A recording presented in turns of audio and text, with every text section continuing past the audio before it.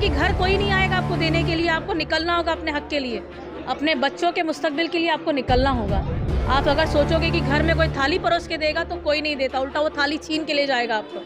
तो आप घरेलू हैं, हम जानते हैं आप हाउसवाइफ हैं, बट अपने हक के लिए आप बाहर निकलिए। जब तक आप अपनी आवाज़ नहीं बनेंगे कोई आपकी आवाज़ नहीं बनेगी। नाम शाहीन सिद्दीकी है।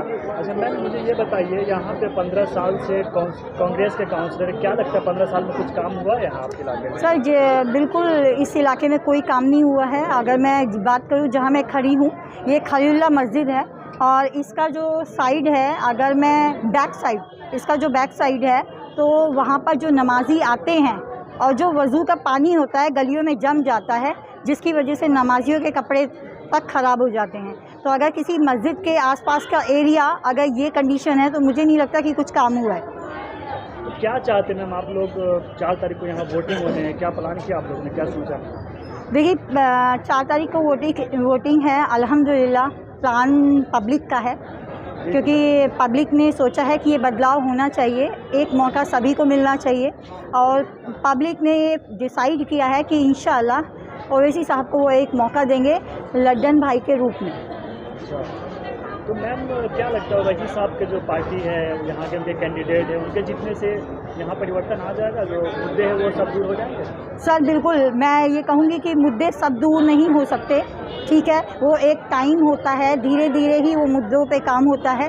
पर जब इंसान के अंदर ईमानदारी ख़त्म हो जाती है तो वो मुद्दे कभी काम, मतलब हम उस पर कभी काम नहीं कर सकते। पर हकीकत में जो कौसर इमाम सिद्दीकी जो यहाँ के कैंडिडेट हैं, अल्हम्दुलिल्लाह बहुत नेक दिल और ईमानदार आदमी हैं और यहाँ के पब्लिक से जो रिस्पांस उनके लिए मिला है वो मैंने महसूस किया है कि उन्होंने काम किया है। यहाँ पर अभी तक वो काउंसलर नहीं थे तब भी उन्होंने काम किया है। मैम ओवैसी साहब पे ये आरोप लगता है कि वो सिर्फ मुसलमानों की बात करते हैं, मुसलमानों की पार्टी है, इसीलिए आप लोग सपोर्ट कर रहे हैं, या कोई और वजह है? देखिए जैसे कि लोग आरोप इसलिए लगाते हैं कि उनकी दुकानें बंद हो जाती हैं कि अगर मुस्लिम वोट को ऐसे नहीं बोलेंगे तो सारा वोट ओवैसी की तरफ चला जाएगा। ये तो उनका डर है कहीं ना कहीं हमसे।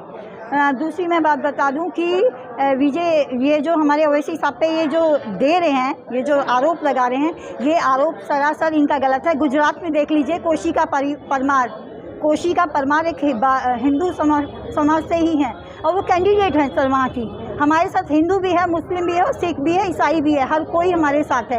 ये तो इनकी दुकानें बंद होती हैं इसलिए ये ऐसी अफवाह फैलाते हैं, पब्लिक नहीं सुनेगी। जी पूरा सब सपोर्ट कर रहे हैं, सब उनको जिताने की कोशिश कर रहे हैं और हम लोग भी पूरा दिल से उनके लिए मेहनत कर रहे हैं और यही आएंगे सिर्फ पतंग छाप, इनके अलावा कोई नहीं आ सकता। और पतंग की बुलंदी इतनी ऊंची है, उनके आगे अच्छे भी फीके पड़ जाएंगे। जी आप वाले कह रहे कि पूरी दिल्ली में झाड़ू की लहर है, इस बार झाड़ू कुछ भी लहर नहीं है झाड़ू की, हमारे पतंग के आगे कोई भी झाड़ू नहीं टिकेगा, ये इंशाल्लाह आप लोग देखिएगा।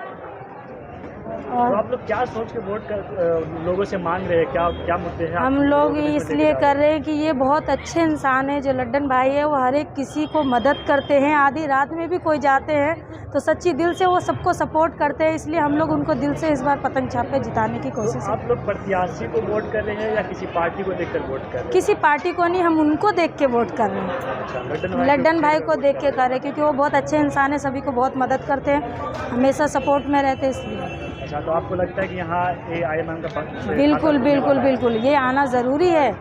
हमारे महिलाओं के लिए कुछ मुद्दे हैं जो आप लोग लेके लोगों के बीच जा रहे हैं? आप अगर लड्डन भाई जीते तो महिलाओं के लिए ये करेंगे?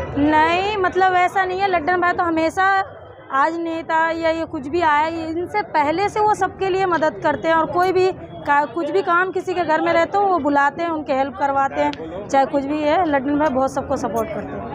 मेरा नाम फारूक इकबाल है। फारूक जी, आप मुझे ये बताइए, 15 साल से यहाँ पे कांग्रेस के काउंसलर है, क्या लगता है इस बार फिर से वही जीत रहे हैं या आप लोग बदलाव लाना चाह रहे हैं? मैं यहाँ ओखला में करीब 25 सालों से रह रहा हूँ जी।